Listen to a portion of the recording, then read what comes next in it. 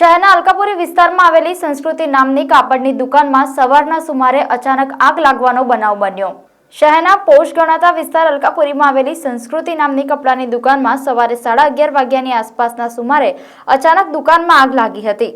સૌપ્રથમ દુકાન માલિક તથા સ્ટાફ અને આસપાસના લોકોએ ફાયર એક્ઝિક્યુશનની મદદથી આગ પર કાબુ મેળવવાનો પ્રયાસ કર્યો હતો, પરંતુ આ પ્રયાસ નિરર્થક સાબિત થતા આ ઘટના અંગે ફાયર બ્રિગેડની ટીમને જાણ કરવામાં આવી હતી, જેના પગલે વડોદરા ફાયર બ્રિગેડની ટીમ ઘટના સ્થળે પહોંચીને ભારે જહેમત બાદ આગ પર કાબુ મેળવ્યો હતો।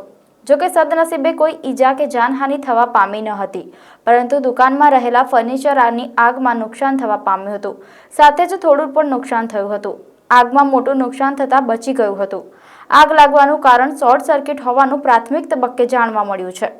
અત્રે ઉલ્લેખનીય છે કે ચોમાસામાં દિવાલોમાં ભેજ વગેરેના કારણે શોર્ટ સર્કિટના બનાવો બનતા હોય છે। સંસ્કૃતિ દુકાન છે, અલકાપુરી એરિયા છે। સવારે 11:30 જેવું આગ શોર્ટ સર્કિટના લીધે આગ લાગી હતી, તો બુઝાવવાની કોશિશ કરી પણ બુઝી ના, એટલે પછી ફાયર બ્રિગેડવાળાને ફોન કર્યો અને પછી એ લોકોએ આવીને આગ પર કાબુ મેળવ્યો છે। એ શોર્ટ સર્કિટના લીધે સવારે વરસાદ પડ્યો ને, એમાં કદાચ પાણી ઉતર્યું હશે એટલે આગ લાગી છે એવું લાગે છે। ના, કોઈ ફર્નિચરને થોડું નુકસાન થયું છે, બાકી વધારે નુકસાન નથી થયું।